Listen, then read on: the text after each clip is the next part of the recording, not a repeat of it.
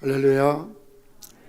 2022년 신년감사회에 참석하신 여러분들을 진심으로 환영합니다. 올 한 해도 주님의 크신 은혜와 평강이 여러분의 심령과 가정 속에 가득 흘러넘치시기를 주님의 이름으로 축복합니다.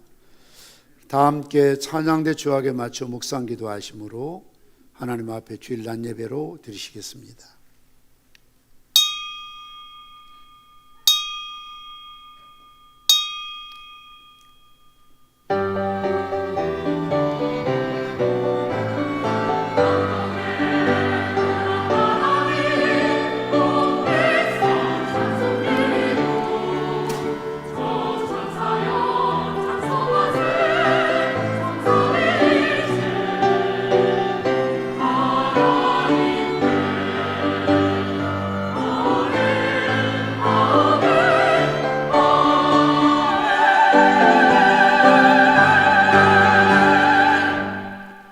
일어나라 빛을 발하라.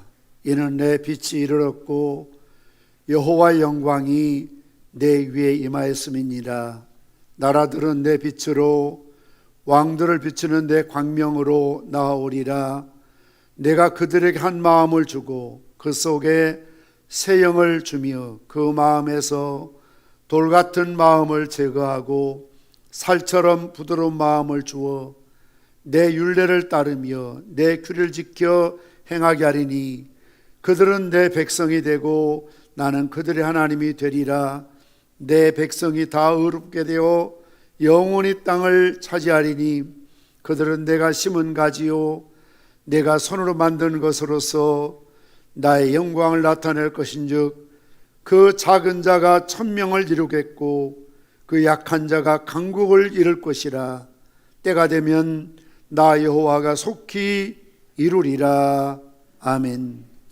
자비로우신 아버지 하나님, 주님과 함께 희망찬 2022년을 시작해 가심을 감사드립니다. 한 해를 출발하는 저희들 마음속에 희망이 넘치지만 한편으로 아직도 끝나지 않는 코로나 팬데믹으로 인하여 미래에 대한 불확실한 마음들로 염려와 근심과 두려움을 갖고 있습니다. 내 백성이 악한 길에서 떠나 스스로 낮추고 기도하여 내 얼굴을 찾으면 내가 하늘에서 듣고 그들의 죄악을 사하고 그들의 땅을 고칠지라 말씀하셨으니 우리 한국의 모든 민족과 교회들이 또 영적 지도자들이 악한 길에서 떠나 스스로 낮추어 겸손하게 하시고 기도하여 하나님의 얼굴을 찾을 때마다 하늘 아버지 하나님 우리의 음성을 들으시고 우리의 모든 죄를 사하시고 이 땅을 고치시고 치료하여 주시기를 원합니다. 올 한 해는 하나님 말씀대로 순종하며 살게 하시고 죄악 중에 머무른 어리석은 일들을 반복하지 않게 도와주시옵소서. 올해는 원망과 불평 우상 숭배와 불신의 마음을 모두 내어버리고 온전한 마음으로 하나님의 뜻을 따라 순종하는 삶을 살아가게 도와주옵소서. 아버지 하나님, 우리 가운데 실패와 절망 속에서 고통당하는 성도들에게 새 희망을 허락하여 주시옵시고 용기를 잃고 방황하는 자녀들에게 큰 능력을 허락하여 주시어서 힘찬 희망을 품고 새해를 시작하게 도와주시기를 원합니다. 특별히 병상에 있는 약한 자들을 치료하시고 강건케 하여 주시옵소서. 오늘 예배를 섬기는 우리 찬양대와 선교단 모든 죄종들에게 영역의 갑절로 덧입혀 주시옵시고 한 심령이라도 교회 나와서 성전 뜰만 밟고 돌아가지 아니하도록 인격적인 하나님을 만나는 복된 시간 되게 도와 주시옵소서. 예수님의 이름으로 기도드리옵나이다. 아멘. 다 함께 일어나셔서 찬송가 1장 찬송하시겠습니다.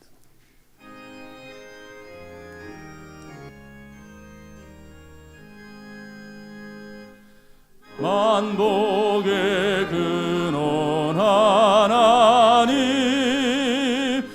온 백성 찬송 드리고 저 천사여 찬송하세. 찬송 성부 성자 성령 아멘.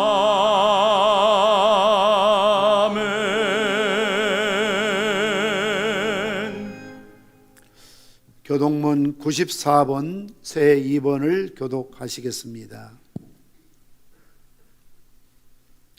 94번입니다. 찬송하리로다. 하나님 곧 우리 주 예수 그리스도의 아버지께서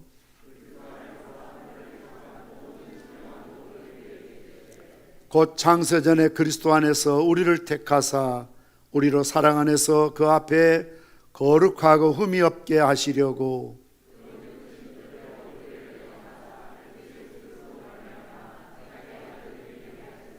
이는 그가 사랑하시는 자 안에서 우리에게 거저 주시는 바 그의 은혜의 영광을 찬송하게 하려는 것이라.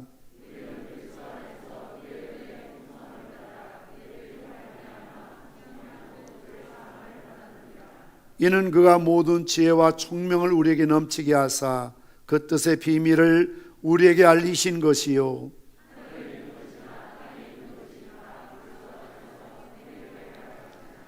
모든 일을 그의 뜻에 결정들 일하시는 이의 계획을 따라 우리가 예정을 입어 그 안에서 기업이 되었으니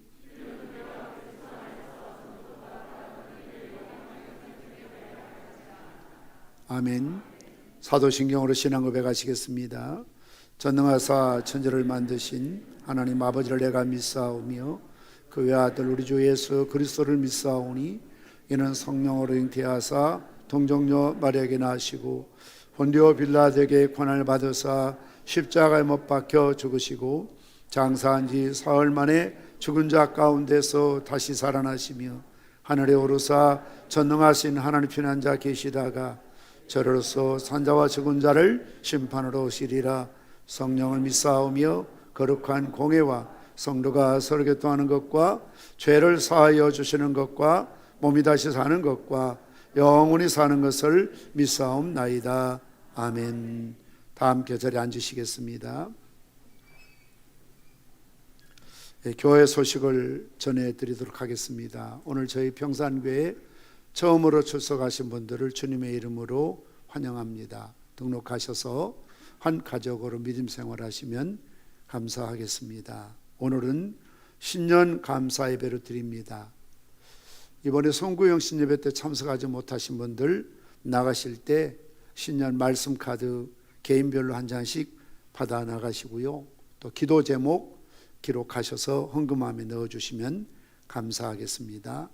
오늘 예배 마친 후에 바로 이어서 우리 셀리더 본당에서 잠깐 모임을 갖도록 하겠습니다. 셀리더 되신 분들은 남아 주시기를 바랍니다. 2022년 우리 구역공과 셀교제 셀리더가 사무실에서 일괄 구입해서 세론들에게 배부해 주시길 바랍니다. 기부금 영수증 발급받기 원하신 분들은 미리 사무실로 신청해 주시길 바랍니다.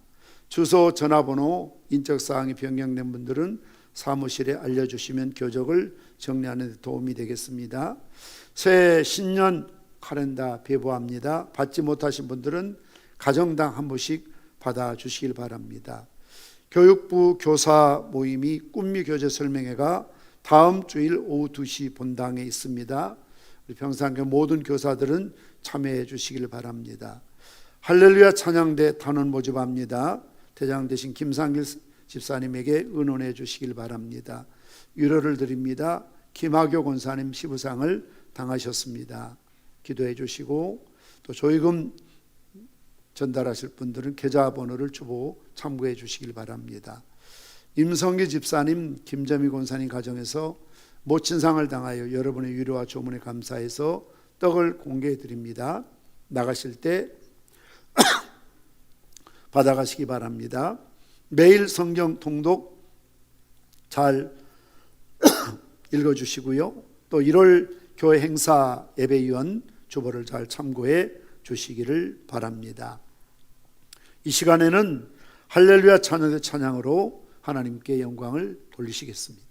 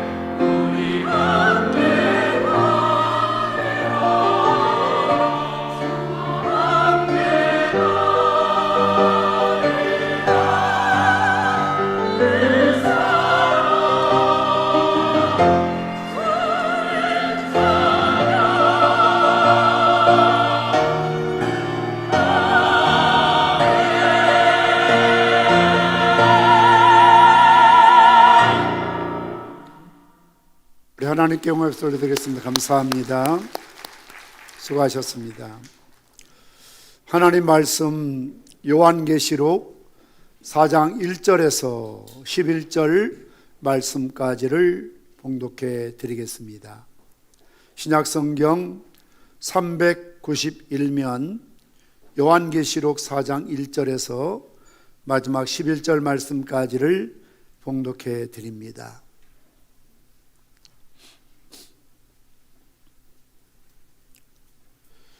이 일 후에 내가 보니 하늘에 열린 문이 있는데 내가 들은 바 처음에 내게 말하던 나팔 소리 같은 그 음성이 이르되 이리로 올라오라.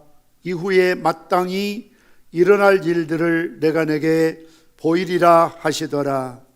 내가 곧 성령에 감동되었더니 보라, 하늘에 보좌를 베풀었고 그 보좌 위에 앉으신 이가 있는데 앉으신 이의 모양이 벽옥과 홍보석과 같고 또 무지개가 있어 보좌에 둘렀는데 그 모양이 녹보석 같더라.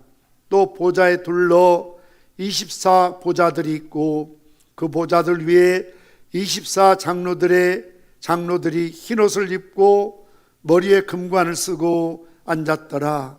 보좌로부터 번개와 음성과 우레소리가 나고 보좌 앞에 켠 등불 7이 있으니 이는 하나님의 7 영이라. 보좌 앞에 수정과 같은 유리바다가 있고 보좌 가운데와 보좌 주위에 4 생물이 있는데 앞뒤에 눈들이 가득하더라. 그 첫째 생물은 사자 같고 그 둘째 생물은 송아지 같고 그 셋째 생물은 사람이 얼굴 같고 그 넷째 생물은 날아가는 독수리 같은데 4 생물은 각각 6 날개를 가졌고 그 안과 주위에는 눈들이 가득하더라. 그들이 밤낮 쉬지 않고 이르기를 거룩하다 거룩하다 거룩하다 주 하나님 곧 전능하신 이여 전에도 계셨고 이제도 계시고 장차 오실 이시라 하고 그 생물들이 보좌에 앉으사 세세토록 살아계시는 이에게 영광과 존귀와 감사를 돌릴 그때에 24 장로들이 보좌에 앉으신 이 앞에 엎드려 세세토록 살아계신 이에게 경배하고 자기의 간을 보좌 앞에 드리며 이르되 우리 주 하나님이여 영광과 존귀와 권능을 받으시는 것이 합당하오니 주께서 만물을 지으신지라 만물이 주의 뜻대로 있었고 또 지으심을 받았나이다 하더라. 아멘. 천자문의 시작이 하늘천 땅지로 시작됩니다. 의미 있는 심오한 말이기도 합니다. 하늘과 땅이라는 의미입니다. 그러나 역사 이래로 땅의 현실은 만만치가 않고 어려울 때가 많이 있습니다. 세상 역사뿐만 아니라 이것은 교회 역사도 마찬가지였습니다. 그동안 우리는 소아시아 7교회들을 살펴보았습니다. 그러나 칭찬을 받는 교회는 7교회 가운데 2교회밖에 없었습니다. 빌라델피아 교회, 서머나 교회는 칭찬을 받았습니다만 나머지 5교회는 주님으로부터 책망과 경고를 받았던 것을 볼 수가 있습니다. 우리는 이런 생각을 할 수가 있습니다. 초대교회로 돌아가자, 초대교회 운영을 복원하자 이런 이야기를 하는데 소아시아 7교회도 초대교회의 모습을 우리에게 보여주고 있지 않습니까? 그렇다면 음부의 권세가 이기지 못하리라고 베드로에게 신앙 고백을 통해 세워진 이 땅의 지상의 교회들이 이렇게 하나님 보시기에 또 세상 사람들이 볼 때에도 만일은 소금처럼 하나님 앞에 꾸중만 듣고 책망만 듣는다면 하나님의 교회가 이처럼 형편이 없다면 과연 기독교는 소망이 있는 종교라고 할 수가 있을까? 그렇지 않습니까? 오늘날 이 땅의 교회들도 정말 주님께서 불꽃 같은 눈으로 아시고 평가하실 때에 잘했다고 칭찬 듣는 교회가 과연 몇 교회나 될까요? 좀 더 강론적으로 적응하자면 오늘 이 자리에 앉아 계신 여러분들을 주님께서 채점하시고 평가하신다면 A뿔이나 AA 또는 B학점 또는 C학점 받는 그런 성도들이 몇 분이나 될까요? 참 훌륭하다, 멋지다, 잘했다, 역시 매력적인 성도야.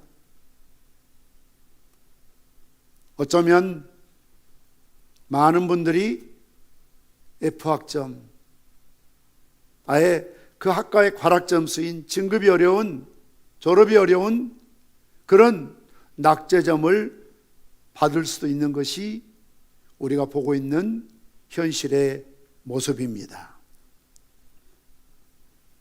그래서 묻게 되는 질문은, 하나님의 나라가 이 땅의 교회에 의해서 좌우된다면 하나님 나라는 큰일 난다는 것입니다. 오늘날 많은 분들이 이런 교회 모습들을 바라보면서 한국 교회에 위기가 왔다라는 평가를 하고 있습니다. 2021년 작년 한 해만 하더라도 우리 합동교단의 교회 가운데 무려 1,500교회가 문을 닫았습니다. 많은 주일학교 중고등부 예배가 드려지지 못하고 셧다운 되었습니다.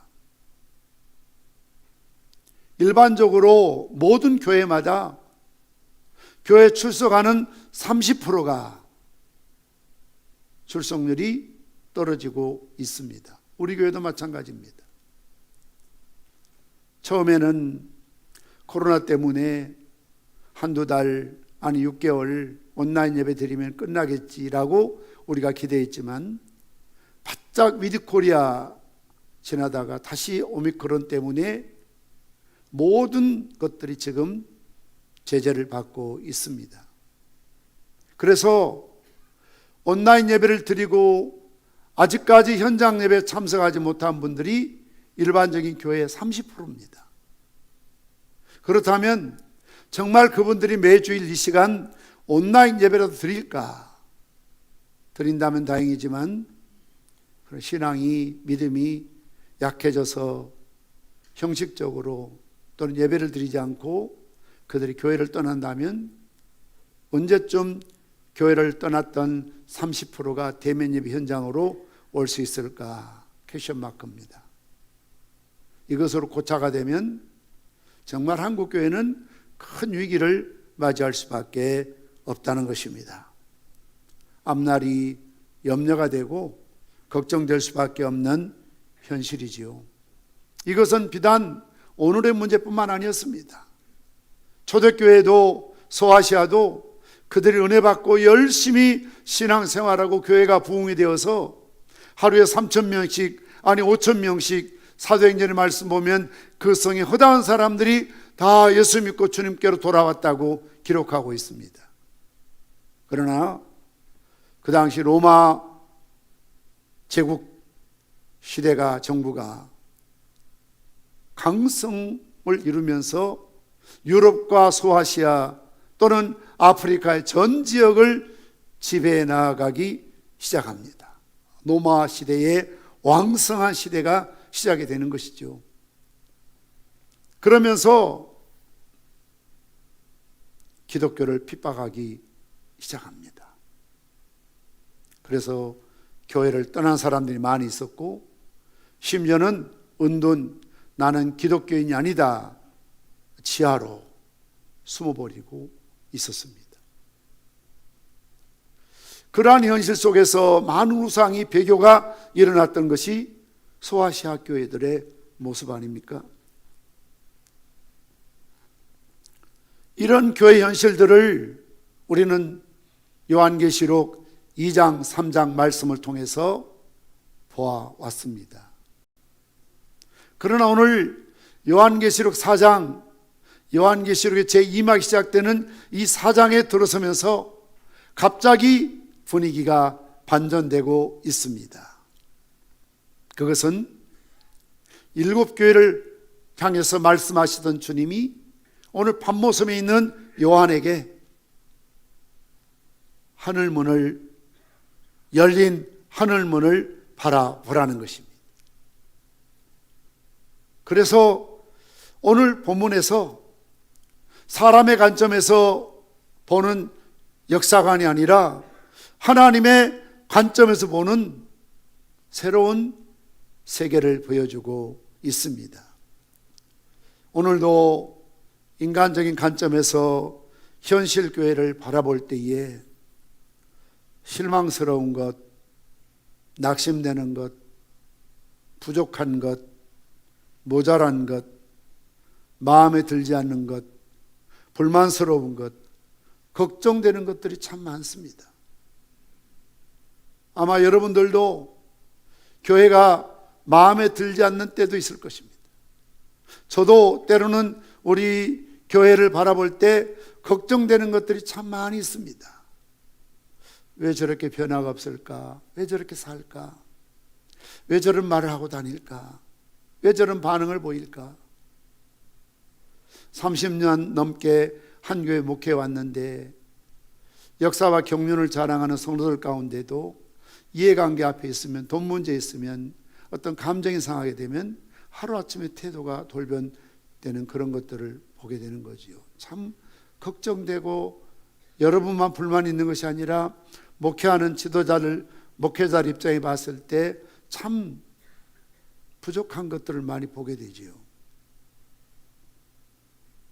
인간적인 관점에 보았을 때는 이 세상의 교회, 어느 교회든 마음에 드는 그런 교회가 없습니다.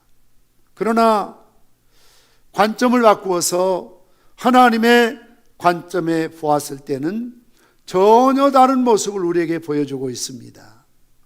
오늘 하나님 보좌에 앉으신 우리 주님의 모습을 본문에 기록하고 있지요. 머리를 싸매고 근심하고 걱정하고 염려하고 계십니까? 아닙니다. 천국에서는, 주의 보좌 앞에서는 오직 찬양과 경배와 경건과 기쁨이 충만한 모습을 우리에게 보여주고 있습니다. 성령의 9가지 은사 중에 예언의 은사가 있습니다. 예언이 무엇입니까? 물론 앞날을 예측하는 미래를 향한 그런 말씀들이 예언이지요. 그러나 인간의 현실을, 오늘의 역사와 상황과 삶을 하나님 관점, 더 정확하게 말씀드리면 성경적인 관점에서 판단하고 해석하고 가르치고 선포하는 것이 예언적인, 오늘 이 설교도 예언적인 성격을 담고 있는 것입니다. 오늘날 가장 심각한 문제는 포스트 모더니즘이죠. 종교다원주의입니다. 포스트 모더니즘 속에 익숙한 현대인 기독교인들은 모든 생각이나 삶이나 행위의 유일한 표준이 성경이 아니라 여전히 내 감정, 내 기분, 내 생각입니다. 자주 말씀드리지만 오늘날의 교회 다니는 분들조차도 무엇이 옳은가 그른가에 따라서 행동하지 않는다는 겁니다. 항상 기준은 내가 좋으냐 싫으냐, 내가 좋으면 그것이 의로운 일이고, 내가 싫으면 불의한 일이고, 내가 좋으면 진리고, 내가 싫으면 비진리다. 교회 일도 내 기분이 좋아야 합니다. 내 마음에 들어야 합니다. 정말 주님께서 아무리 하라고 명령하고 그렇게 말하고 행동하면 안 된다고 말하지만 내 기분 나쁘면 안 합니다. 자기가 인생의 주인, 자기가 왕노릇하며 자기를 다스리고 통치하고 있습니다. 그래서 주님을 문 밖에 세워두고 있는 그런 교회의 모습과 조금도 다를 바가 없지요. 그러나 진정한 신앙이라는 것은, 믿음이라는 것은, 개혁주의 믿음을 갖는다는 것은 내 기분, 내 감정, 내 고집, 내 생각이 아니라 하나님의 말씀과 성령으로 하나님의 관점에서 생각하고 말하고 행동하는 것이죠. 이것이 바로 믿음이 훌륭한 사람들의 특징인 것을 볼 수가 있습니다. 비록 이 땅의 교회의 모습은 전투적인 교회이기 때문에, 전투한다고 그래서 막 교인들끼리 싸운다는 의미가 아니고요, 영적 전투하는 교회이기 때문에 주님 오시는 그날까지 문제없는 교회는 하나도 없습니다. 오히려 문제없는 교회가 더 문제가 많지요. 라오디게 교회처럼 부유하다, 배부르다, 아무 문제 없다, 실상은 가련하고 가난하고 벌거벗은 수치를 갖고 보지 못하여 안약을 사서 바르라고 주님께서 경고하고 있음에도 불구하고 아무 문제 없다고 자가당착하는, 나는 문제 없어, 네가 문제야. 항상 많은 사람들 이야기 들어보면 자기는 문제가 없대요. 상대방의 문제고 네가 문제가 있다는 거예요. 이것이 뭡니까? 이기적인 사람들의 특징입니다. 이 땅에 주님 오시는 그날까지 교회는 많은 문제들이 있습니다. 영적 전투하는 교회이기 때문에 한마디로 편할 날이 없습니다. 저도 목회하면서 언젠가 좀 편안하게 연말을 맞이하고 언제쯤은 편안하게 좀 목회할 수 있을까, 다 꿈 같은 생각이 들어요. 산 넘어 산이라는 말이 있는 것처럼 여러분의 신앙생활도 믿음생활도 사회생활도 이런 고비가 지나면 좋아지겠지 희망을 갖지만 오히려 더 힘들 때가 많이 있었지 않습니까? 오히려 어려울 때가 많이 있었지 않습니까? 이것이 지상교회 처음 하늘과 처음 땅에 살고 있는 우리에게 주어진 이 형벌은 여전히 유효하기 때문에 그렇습니다. 그러나 천상교회는 승리적 교회라고 하지요. 오늘 요한이 바라본 천상의 교회는 승리하는 교회라는 것을 우리에게 보여주고 있습니다. 이것을 말하고자 하는 것이 요한계시록을 기록한 이유가 되는 것입니다. 그래서 이 땅에 교회들을 보여주신 이후에 계시록 4장에서 갑자기 시선을 저 하늘을 바라보도록, 열린 하늘문을 바라보라고 말씀하고 있습니다. 2022년 우리 평산교회 표가 여러분 보시는 것처럼 열린 하늘문을 보라입니다. 오늘 이 주신 말씀을 통해서 2022년뿐만 아니라 어쩌면 우리는 주님 오시는 그날까지 열린 하늘문을 바라보며 살아가야 될 줄 믿습니다. 오늘 1절 말씀 같이 읽겠습니다. 시작. 2일 후에 내가 보니 하늘에 열린 문이 있는데 내가 들은 바 처음에 내게 말하던 나팔 소리 같은 그 음성이 이르되 라고 기록되고 있습니다. 하늘에 열린 문은 계시록에서 세 번째로 언급되고 있습니다. 첫 번째는 3장 8절 말씀처럼 선교 사역을 위한 기회의 문입니다. 두 번째는 3장 20절 말씀처럼 주님께서 두드리시는 교회의 닫힌 문입니다. 세 번째는 오늘 4장 1절 말씀처럼 계시의 문입니다. 이 문이 열림으로써 요한이 하나님의 모든 것을 볼 수 있게 된 것입니다. 2절 말씀처럼 내가 곧 성령에 감동되었더니라고 말씀하고 있습니다. 이것은 우리 기독교를 계시의 종교라고 말하는데 하나님의 주권적인 역사 속에서 하나님이 문을 열어서 마치 닫힌 커튼을 활짝 열어서 보여줄 때 무대를 볼 수 있는 것처럼 하나님이 천국의 문을, 하늘의 문을 활짝 열어서 보여주실 때에 요한이 볼 수 있는 것입니다. 자연적인 종교처럼 인간이 노력해서 신을 찾아가는 경지에 이르는 것이 아닙니다. 하나님이 우리에게 믿음을 주시고 마음을 열어주시고 하나님 말씀을 듣게 하시고 믿게 하심으로 천국을 열어서 보여주심으로 우리는 천국을 오늘 기록된 요한계시록의 말씀을 통해서 확실하게 보게 될 줄 믿습니다. 그래서 사실 요한계시록은 4장부터 본격적인 묵시, 계시가 시작되고 있는 것입니다. 따라서 요한계시록 4장은 요한복음 3장, 로마서 8장, 그리고 히브리서 7장과 함께 성경에서 가장 위대한 장들로 여겨지고 있습니다. 오늘 요한이 자기가 본 저 하늘의 보좌와 그 모습을 자세하게 기록해 놓은 목적이 무엇입니까? 이것은 비단 초대교회 성도들만 아니라 오늘 이 시대에 믿음으로 살고 있는 교회 안에 있는 성도 모든 분들에게 꼭 전해주고 싶은 것들, 꼭 보여주고 싶은 것들을 기록해 놓은 것입니다. 그래서 우리가 정말 꼭 들어야 하고 꼭 보아야 할 것이 오늘 본문에 기록되고 있습니다. 그렇다면 우리가 첫 번째로 꼭 보아야 할 것들이 무엇입니까? 첫째는 하늘 보좌입니다. 오늘 요한계시록 4장 2절 3절 같이 읽겠습니다. 내가 곧 성령에 감동되었더니 보라, 하늘의 보좌를 베풀었고 그 보좌 위에 앉으신 이가 있는데 앉으신 이의 모양이 벽옥과 홍보석 같고 또 무지개가 있어 보좌에 둘렀는데 그 모양이 녹보석 같더라.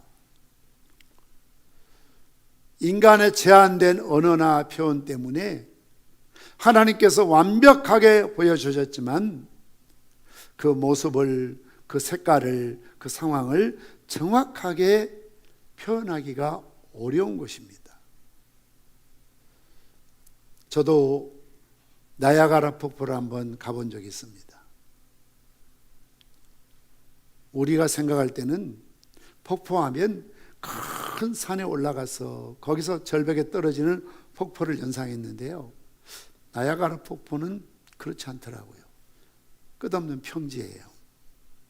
그런데 가까이 가니까요, 우렁찬 물소리가 들립니다. 폭포는 보이지 않지만 벌써 소리가 우렁차게 들립니다. 좀 더 가까이 가니까요, 하얀 우무들이 평지 위인데 막 하늘로 치솟더라고요. 가까이 가서 보니까 이 평지인데요, 절벽으로 떨어지는 물입니다. 배를 타고 폭포 밑에까지 가보기도 하고 또 헬기를 타고 그 나야가라 폭포 주변을 다 돌아보기도 했습니다. 아 라는 소리밖에 안 나오더라고요. 그 폭포 보면서 이야 대단하다. 무지개 폭포, 제주도 무슨 폭포는 폭포라고 이름 붙일 수가 없습니다. 그런 큰 폭포를 보면요, 참 어지간한 폭포는 저건 장난치는 거, 저건 폭포가 아니다, 개울이다 이런 생각이 들죠. 그런데 어떤 시인이라도 어떤 화가라도 그 모습을 정확하게 화폭에 그릴 수가 없고요, 시적으로 문필을 갈아도 표현하기가 어렵지요.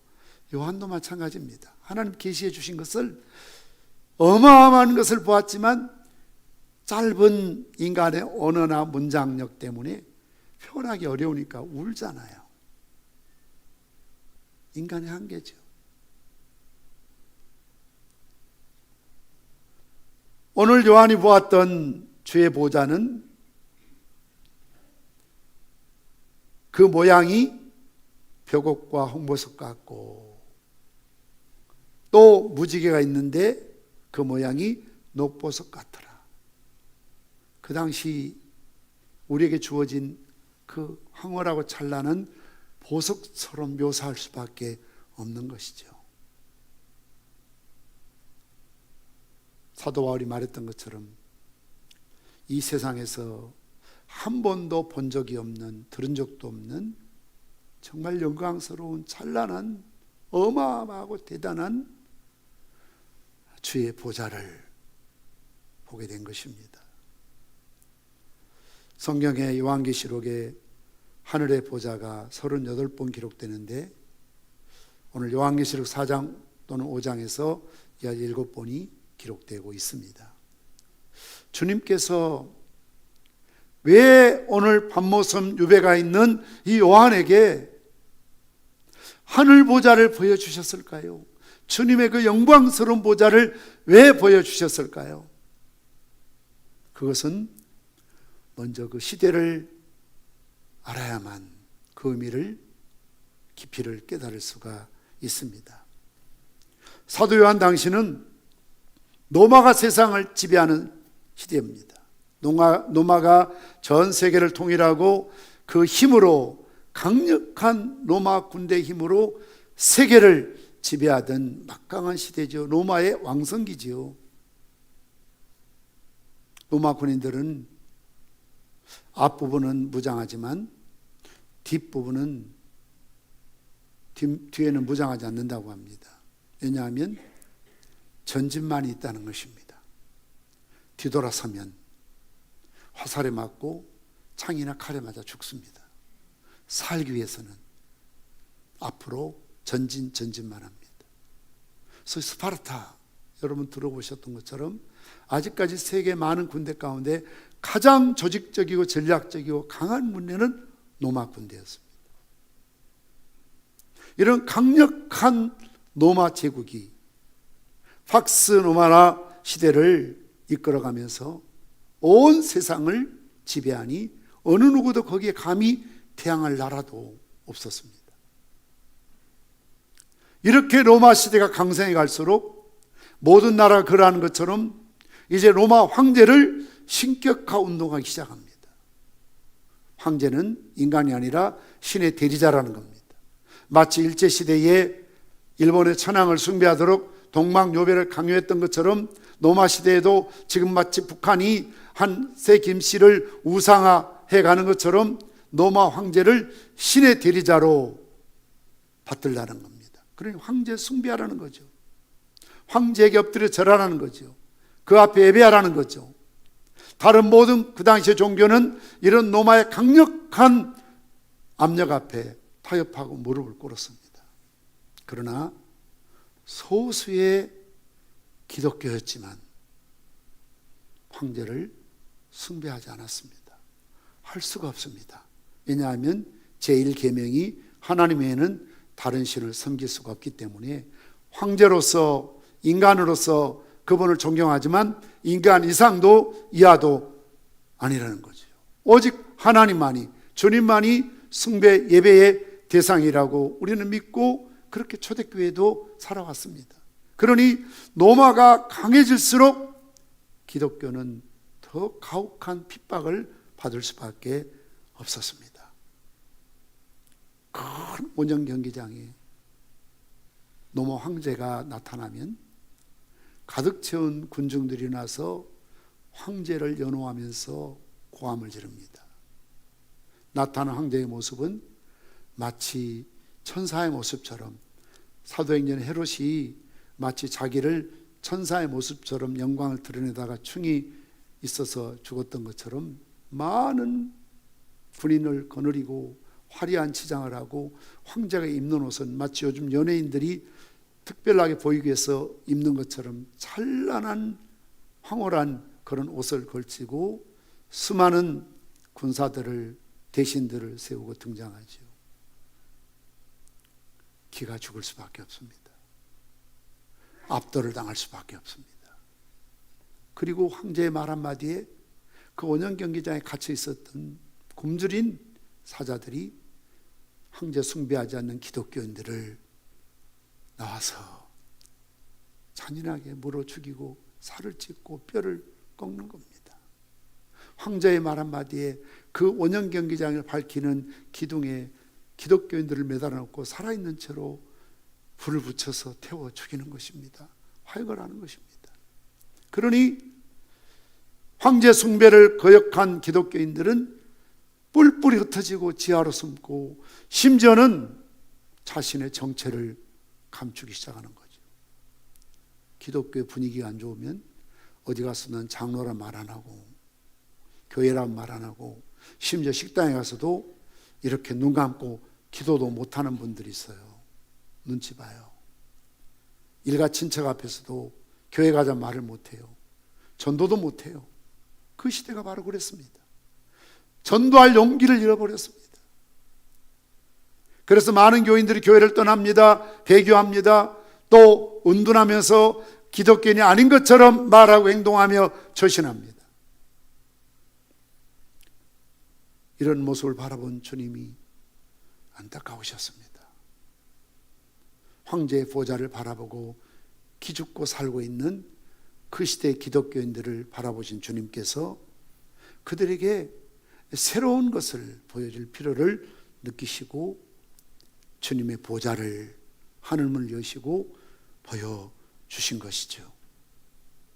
앞에 말씀드린 것처럼 우리나라에 폭포라고 다니면서 그게 크고 대단한 줄 알았는데 나야가라 폭포를 보고 나면 폭포도 아니다 하는 것처럼 이가수 폭포는 더 크다고 하는데 아직 가보지 못했습니다. 어마어마하다고 합니다. 영광의 보좌, 주님의 보좌를 바라본 성도들이 옛날에는 로마 황제의 보좌가 가장 크고 찬란하고 영웅스러운 존재를 보였지만 이제는 그렇게 초라한 모습으로 보이는 것이죠. 아무것도 아니구나. 사단의 보좌, 가이사의 보좌의 그늘에 기죽어 살고 있는 크리스찬들에게 하늘이 훨씬 더 강하고 능력 있는 보좌가 있다는 사실을 보여주시기 위해서 하늘문을 여시고 하늘 보좌를 보여주신 것입니다. 우리가 어떻게 하면 두려워하지 않고 놀라지 않을 수가 있습니까? 우리 앞에 수많은 적들, 기독교를 핍박하는 세력들, 장애물들, 그 문제보다 훨씬 더 크신 주님을 바라볼 때에, 그리고 그 주님이 우리와 함께 하신다는 사실을 믿을 때에 초대교회 성도들처럼 이런 복음을 듣고 이런 영광의 환상을 들었던 그들은 더 이상 기죽지 않았습니다. 머뭇거리지 않았습니다. 은둔하거나 숨지도 않았습니다. 문을 박차고 나가서 십자가의 주님과 부활의 주님, 다시 올 주님을 증거하다가 잡히면 순교당하는 것을 가장 영광스럽게 생각했습니다. 어떻게 이게 가능합니까? 하늘의 영광을 바라보는 믿음이 있었기 때문에 가능했던 것을 볼 수가 있습니다. 두 번째로 우리가 꼭 보아야 할 것은 무엇입니까? 24장로들입니다. 오늘 계시록 4장 4절 말씀 우리 함께 읽겠습니다. 또 보좌에 둘러 24보좌들이 있고 그 보좌들 위에 24장로들이 흰옷을 입고 머리에 금관을 쓰고 앉았더라. 오늘 하늘 보좌에 주님 보좌 곁에 24개의 보좌가 있고 그 보좌에 24장로들이 흰옷을 입고 머리에 금관을 쓰고 앉은 모습을 계시해 주신 것이죠. 천상의 24장로들은 무엇을 의미할까? 이것은 이스라엘의 12지파와 신약의 12사도가 결합된 수에 상응하는 존재로서 신약과 구약에 대속받은 모든 교회를 상징하는 것으로 보여주고 있습니다. 이 말씀은 요한계시록 21장 12절 이하와 병행된 말씀이죠. 제가 읽어드립니다. 크고 높은 성곽이 있고 12문이 있는데 문에 12천사가 있고 그 문들 위에 이름을 썼으니 이스라엘 자손 12지파의 이름들이라. 동쪽의 세 문, 북쪽의 세 문, 남쪽의 세 문, 서쪽의 세 문이니 그 성의 성곽에는 12기초석이 있고 그 위에는 어린 양의 12사도의 12이름이 있더라. 무엇을 말합니까? 구약에 12지파의 이름이 있었고 신약에 12사도의 이름이 있어서 24개의 보좌와 24장로라고 말씀하고 있습니다. 이것을 요약해서 말씀드리자면 예수 믿고 구원을 받는 모든 성도들을 상징적으로 보여주고 있습니다.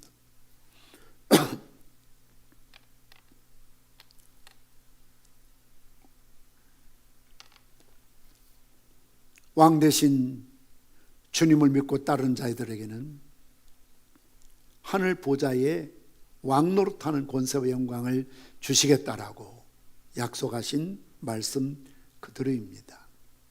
그들의 모습을 보면은 첫째는 흰옷을 입었다고 말하고 있습니다. 거룩한 하나님의 백성들의 성결함을 상징합니다. 모든 죄를 십자가의 벌로 깨끗하게 씻김 받았기 때문에 그 옷이 흰옷, 의로운 세마포 옷이었던 것입니다. 두 번째는 금면류관을 썼다고 말하고 있습니다. 금면류관은 승리를 상징합니다. 영적 싸움에서 결국 승리하여 모두 금면류관을 쓰고 있는 모습을 보여주고 있습니다.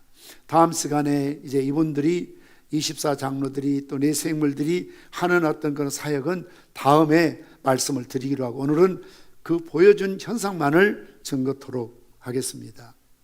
왜 이런 모습을 주님께서 보여주셨을까요?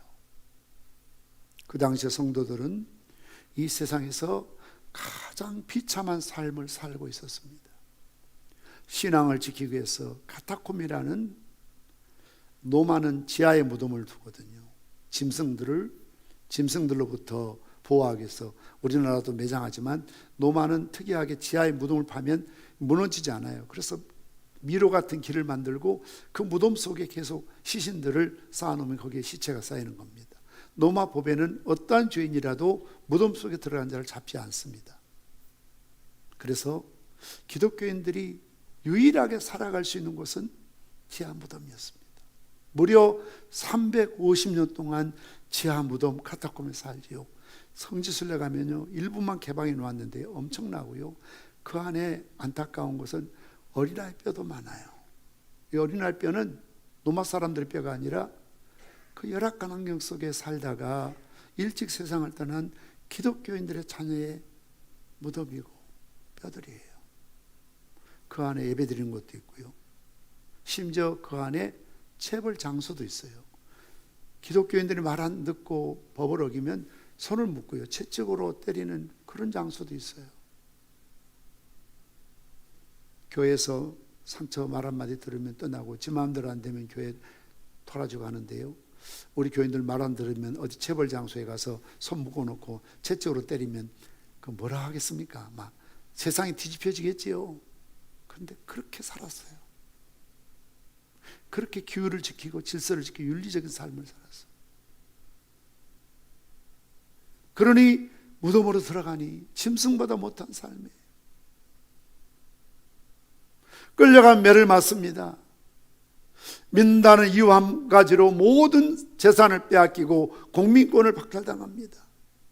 그러니 세상 사람들이 보았을 때 얼마나 불쌍한 사람들입니까? 그 화려한 로마 시대에 꼭 그렇게까지 별나게 믿어야 되나? 재산을 빼앗겨야 되나?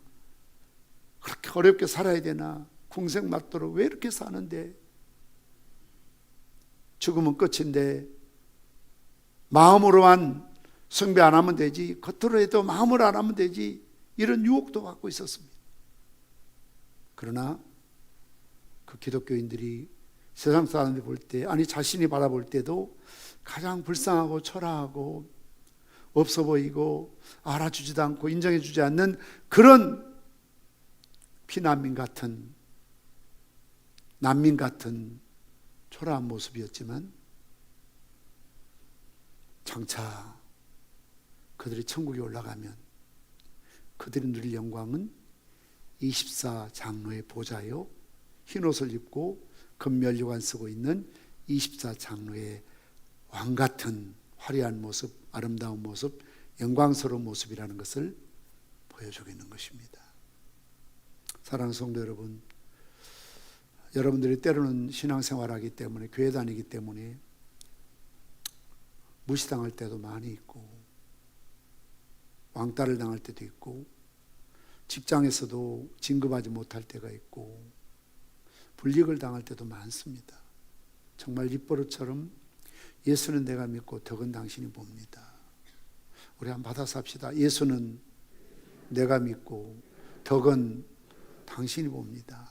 정말 우리가 예수 안 믿었다라면 팔 걷어붙이고 한번 싸우고 뭐 그냥 성과를 부리고 할 말 다 하고 싶은데 어떻게 우리가 할 말 다 하고 삽니까? 참지요. 참고 당하고 밟히고 때리면 맞고 밟으면 밟히고 핍박받을 수밖에 없죠. 그게 예수님의 모습이었고 우리가 살아가야 될 자아상이죠. 그러나 여러분, 비록 세상에서는 밟히고 찢기고 유리하고 무시당하고 그렇게 천대받는 존재지만 천국에서는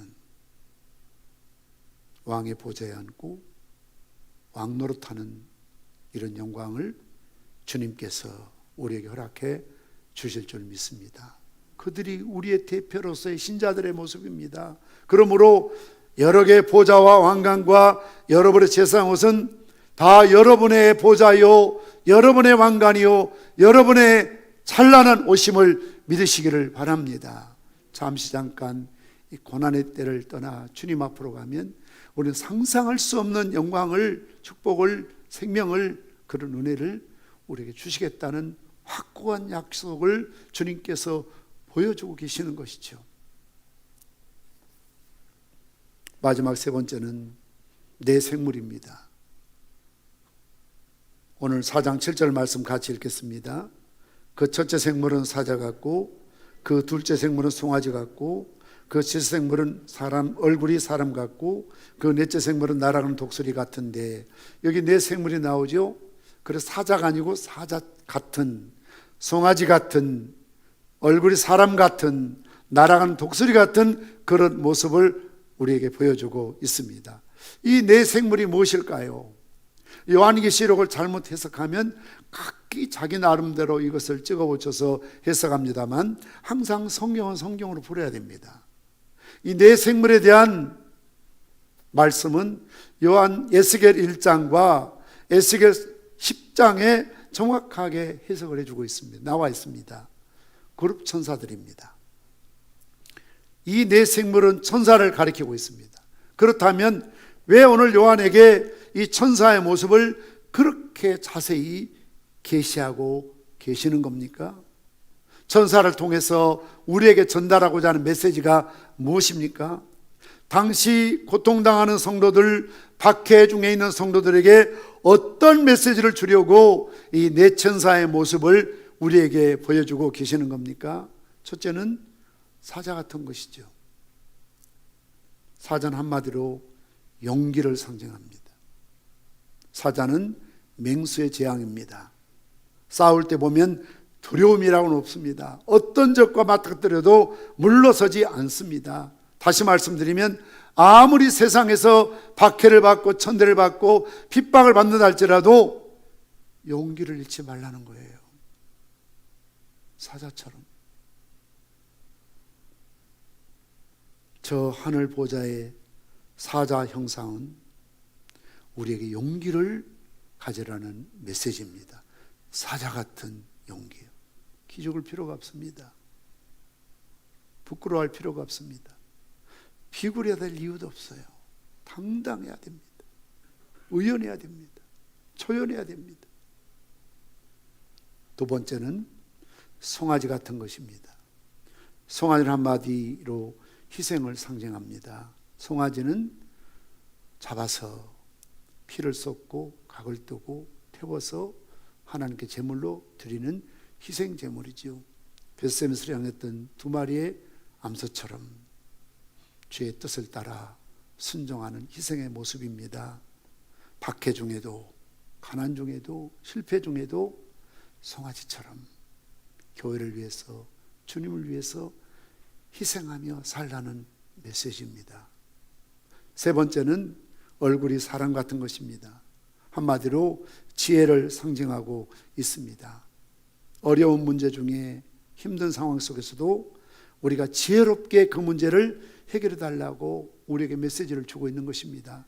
마치 예수님께서 마태복음에 내가 세상에 너희를 보냄이 이리 가운데 양을 보낸 것 같다 말씀하시면서 그러므로 뱀처럼 지혜롭고 비둘기처럼 순결하라고 말씀하고 있지 않습니까? 우리가 하나님께 은사를 구할 때 가장 많이 내 자신이나 특별히 우리 자녀들을 위해서 기도할 때 지혜를 달라고 기도해야 돼요. 지혜로운 사람이 필요합니다. 지혜롭게 처신 못해서 얼마나 힘든 일을 많이 경험하고 살아갑니까? 지혜가 필요합니다. 마지막 네 번째는 날아가는 독수리 같은 모습입니다. 독수리는 한마디로 소망을 상징합니다. 태풍이 불고 바람이 불면 모든 새들은 날개를 접고 가지에 앉아있지요. 그러나 독수리는 이 대류 길을 이용해서 하늘 상공 높이 웅비하며 떠오르지 않습니까? 그래서 가장 높은 곳에서 세상을 내려다보고 있습니다. 이것은 바로 힘들고 어려운 삶 속에서도 현실만을 바라보지 말고 우리 영과 마음이 독수리처럼 하늘 소망을 품고 하늘을 잇대어 살아가는 존재들이 되어야 한다는 사실을 말씀하고 있는 것입니다. 우리 선교단 앞으로 나오시기 바랍니다. 어떤 젊은이가 교회를 다니기 시작했는데 여러 번 교회 가서 설교를 듣고 또 새가족 공부도 하고 신앙생활 하려고 했지만 그러나 자기가 기대했던 바랐던 그런 교회가 아니었습니다. 왜냐하면 목사님께서 설교하시는데 자신의 현실적인 삶과는 관계없는 늘 설교를 하시더라는 거예요. 오늘 현실적인 문제는 재정 문제요, 진학 문제요, 진로 문제요, 취업 문제요, 결혼 문제요, 건강 문제요, 경제 문제 아닙니까? 코로나에 대한, 국가에 대한, 정치에 대한, 때로는 대통령 선거를 앞두고 있는 이런 현실적인 판단에 대한 이런 이야기를 좀 해주면 도움이 될 텐데 마치 요즘 요한계시록 설교하는 것처럼 추상적인 뜬구름 잡는 이런 천국에 대한 이야기, 보좌에 대한 이야기, 천사에 대한 이야기만 하고 있으니까 자기 마음에 들지 않아서 교회 나가지 않았습니다. 물론 예수님은 이 땅에 오셔서 굶주린 자 먹이셨죠. 병든 자 고쳐주셨습니다. 가난하고 소외된 자 이웃이 되고 친구가 되어 주셨습니다. 그러나 예수님 오신 목적은 어떻게 하면 이 세상에서 편안하게 살까, 행복하게 살까, 건강하게 살까, 떵떵거리면서 남보다 앞서며 살고 권세와 영광을 누리며 살까가 주제가 아닙니다. 주님의 끊임없는 주제 설교 비유는 하나님 나라입니다. 천국입니다. 이것이 성경의 주제입니다. 오늘 요한계시록을 통해서 요한이 보았던 환상, 하나님 나라요, 주의 보좌요, 24장로요, 천사들입니다. 이것이 오늘 이 시대를 살고 있는 우리와 무슨 상관이 있을까요? 상관이 있습니다. 왜냐하면 초대교회 모습이 우리의 모습이기 때문에 그렇습니다. 우리 교회의 모습이고 이 시대의 모습이고 저와 여러분의 모습일 수 있습니다. 평균 성적이 좋지 않습니다. 어쩌면 낙제 점수를 받을 수밖에 없는 현실입니다.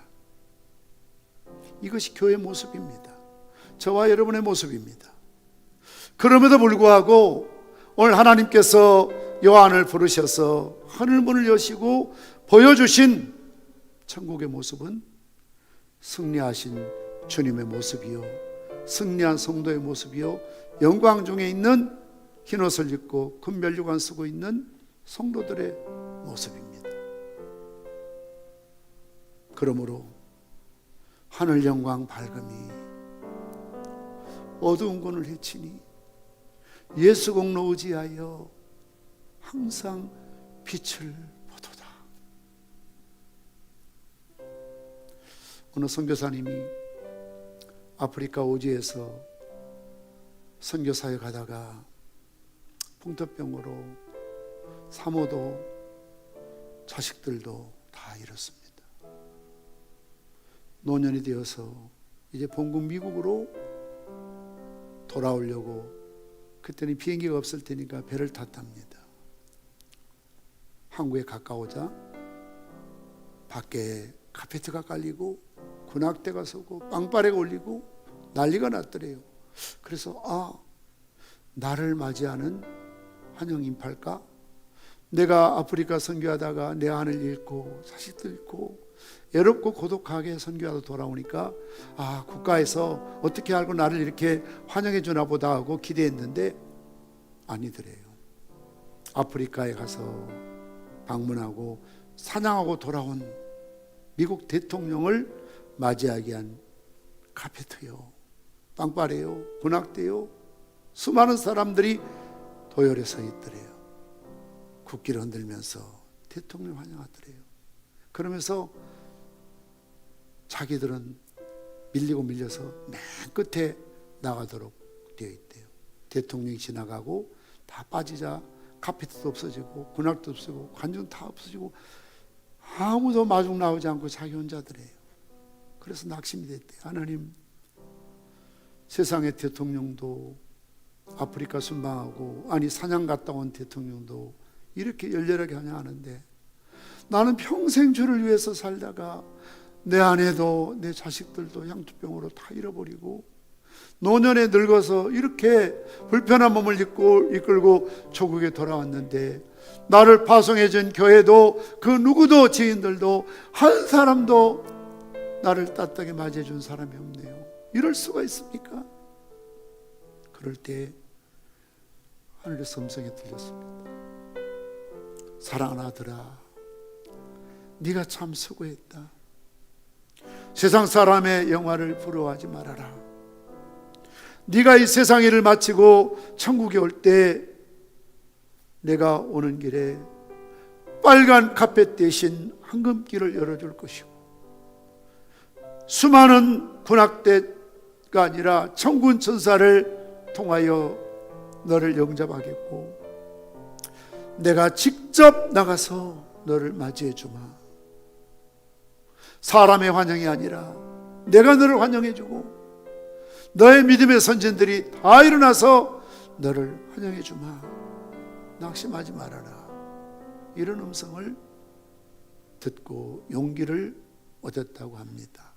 오늘도 우리가 이 세상에 살아갈 때는 마치 선교사님처럼 교회 위해서 복음을 위해서 선교를 위해서 그렇게 죽도록 충성했지만 알아주는 사람도 없고 인정해주는 사람도 없고 박수 쳐준 사람도 없고 칭찬해주는 사람도 없습니다. 그러나 열린 하늘문을 바라보십시오. 스데반이 죽을 때 주님이 벌떡 일어서셔서 그 영혼을 받으셨던 것처럼 영광의 주님이 우리를 맞이하시고 24장로의 자리가 우리의 자리가 되고 흰옷과 금면류관을 쓰는 놀라운 생명을 축복을 상급을 면류관을 주실 줄 믿습니다. 우리 다 함께 나셔서 찬송가 493장 찬송하신 후에 결단 기도하시겠습니다.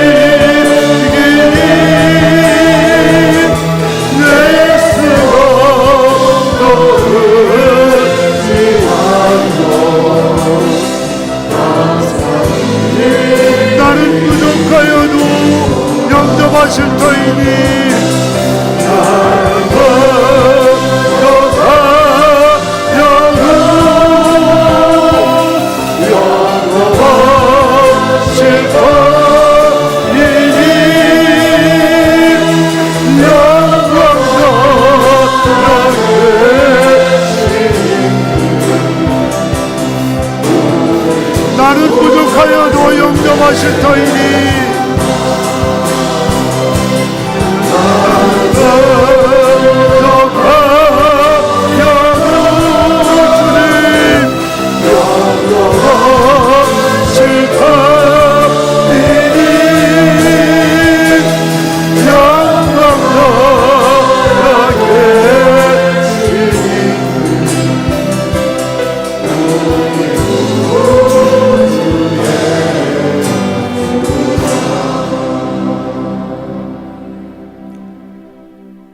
우리 현실을 바라보고 교회를 바라보고 심지어 지도자들 믿는 자들을 바라볼 때 소아시아 7개 책망받는 교회보다 나을 것이 하나도 없어 보입니다. 이것만 바라본다면 우리는 좌절할 수밖에 없습니다. 교회를 떠날 수밖에 없습니다.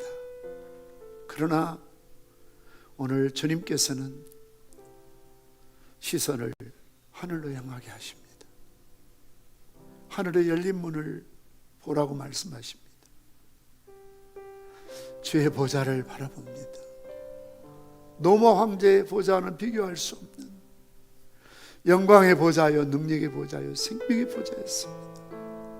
더 이상 이제는 노마 황제나 노마 군인들을 무서워할 이유가 없었습니다.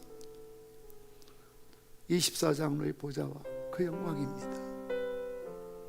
우리가 앉을 자리요, 우리가 얻을 면류관이요, 우리가 입을 옷입니다.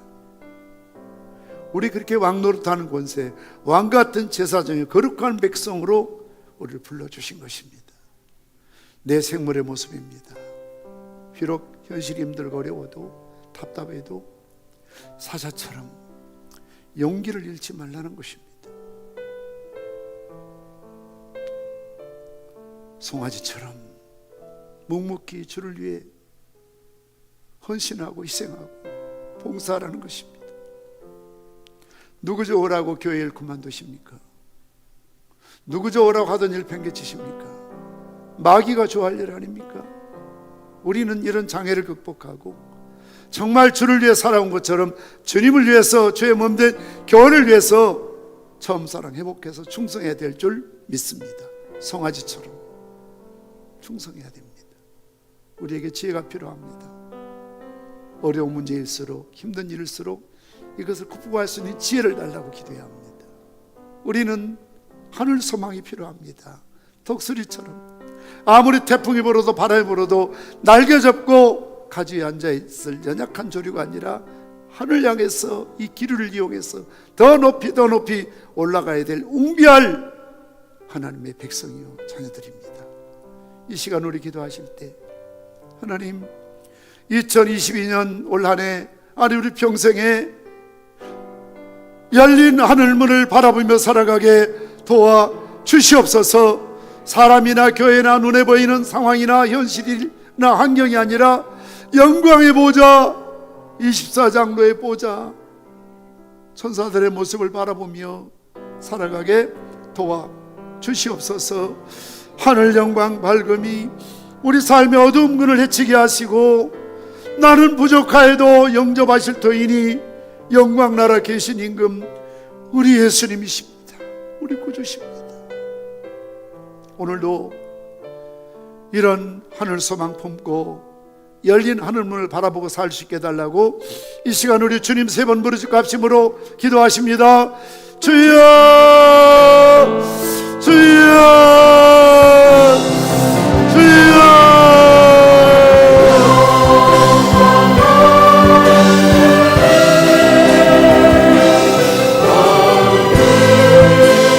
내가 천성 바라보고 가까이 왔으니 아버지의 영광 집에 나시고 싶도다. 나는 부족하여도 연약하여도 영접하신 분, 상한 갈대를 꺾지 아니하시고 꺼져가는 심지를 끄지 아니하시는 주님, 우리 주님이십니다. 의인을 부러운 것이 아니라 죄인을 부러우셨습니다. 가난하고 약한 자를 부르셔서 강한 자, 부자들을 부끄럽게 하시는 주님이십니다. 오늘도 초대교회처럼 소아시아 육교회처럼 사람의 눈으로 교회를 바라볼 때 마음에 들지 않고 부족하고 여러가지 힘들고 원망과 불평과 짜증과 우울한 이야기들밖에 없습니다. 이 시간 문을 열어 열린 하늘 문을 바라봅니다. 아버지여, 열린 하늘 문을 바라봅니다. 로마 황제의 보좌가 아니라 만왕의 왕 되시고 천지의 주가 되신 영광스러운 주님의 보좌를 바라봅니다. 죽음을 이기시고 사단을 이기시고 죄를 이기시고 승리하신 다시 오실 천사장 나팔 소리와 함께 천군 천사와 함께 우리를 구하처럼 버려두지 아니하시고 다시 재림하실 영광의 주님을 바랍니다.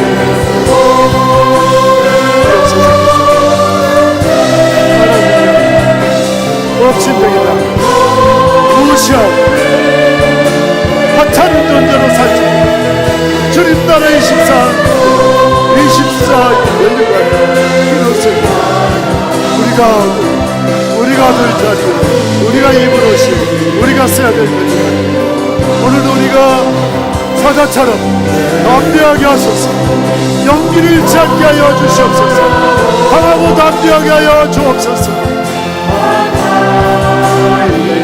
정말 이 생각에 다음부터 헌신하게 도와주시옵소서. 지혜를 주시옵소서. 목소리를 내주옵소서.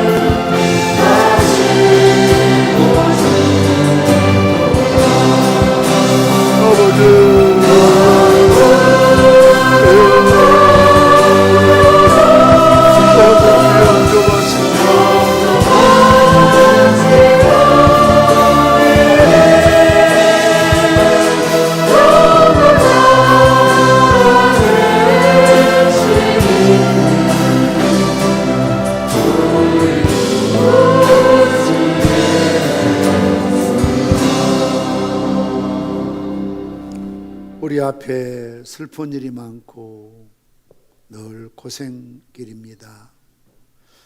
염려하는 일이 많고 근심 걱정을 깨뜨릴 수가 없는 그런 고난의 시간들도 많이 있습니다. 소아시아 7교회의 모습이 우리의 모습이 우리 교회의 모습일 수 있습니다. 마음에 들지 않습니다. 원망과 불평을 할 수밖에 없습니다. 항상 기대에 못 미치는 것들 때문에 상처를 받고 가슴 아파합니다. 그러나 이것에 머물도록 허락지 아니하시고 오늘 반보섬의 요한에게 하늘의 열린 문을 열어주시어서 하늘 보좌를 바라보라고 말씀하고 계십니다. 로마 황제의 보좌 더 이상 두렵지가 않습니다. 로마 군인들 더 이상 무섭지가 않습니다. 영광중에 계신 찬란한 우리 주님의 보좌와 천군 천사들을 바라보며 용기를 얻습니다. 24장로의 보좌와 그들이 쓰고 있는 면류관, 우리가 앉을 자리요, 우리가 써야 될 승리의 면류관이요, 우리가 입는 주님의 십자가 보혈로 씻음받은 의로운 깨끗한 세마포신 줄 믿습니다. 그렇기 때문에 사자처럼 담대하게 하여 주시옵소서. 이런 상급과 약속이기 때문에 송아지처럼 이름 없이 빛 없이 묵묵히 주님 앞에 제물이 되어 살아가게 도와주시옵소서. 어려운 시대를 분별하고 판단할 수 있는 지각과 지혜를 허락하여 주시옵소서. 아무리 태풍이 불어와도 코로나가 극성을 부려도 독수리처럼 하늘 높이 웅비할 수 있는 소망을 허락하여 주시옵소서. 받은 바 은혜와 사랑을 감사하며 이 시간 정성껏 주님 앞에 예물을 드립니다. 빈손 들고 나오지 아니하고 주님 앞에 몸을 드리고 마음을 드리고 이것을 대표하는 물질을 드립니다. 신년감사헌금, 11조헌금, 헌당구자헌금, 선교헌금 드립니다. 또한 강단을 위해서, 차량을 위해서, 영상실에서 찬양으로 섬기는 모든 주의 종들, 어린 소자에게 내 이름으로 냉수 한 그릇이나 주는 자의 상을 결단코 잊지 않겠다고 약속하시던 주님, 교회를 섬기며 주의 정도를 공개하는 귀한 손길들 하늘 문을 여시어서 흔들어 넘치도록 쌓을 것이 없도록 채우시고 갚아 주시옵소서. 예수님의 이름으로 기도드리옵나이다. 아멘. 폐성 부르신 후에 축도로 예배를 마칩니다.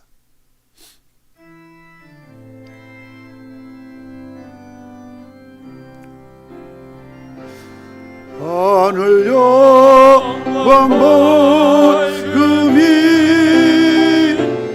모든 그늘 헤치니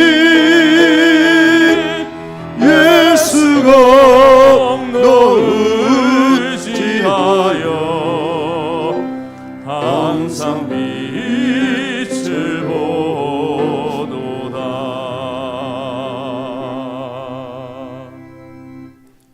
죄를 이기시고 사단을 이기시고 사망 권세 이기시고 부활하셔서 하늘의 영광스러운 보좌에 앉아 계신 우리 주 예수 그리스도의 은혜와 상한 갈대를 꺾지 아니하시고 꺼져가는 심지도 끄지 아니하시는 아버지 하나님의 측량할 수 없는 사랑하심과 성령님의 감동 감화 위로 축복 교통하심이 하늘의 열린 문을 바라보며 살길다 하지만은 주의 백성들을 위해 이 나라 이 민족과 또 선교지와 우리가 후원하는 모든 선교지 위에 이제로부터 영원 무궁토록 항상 함께 있을지어다.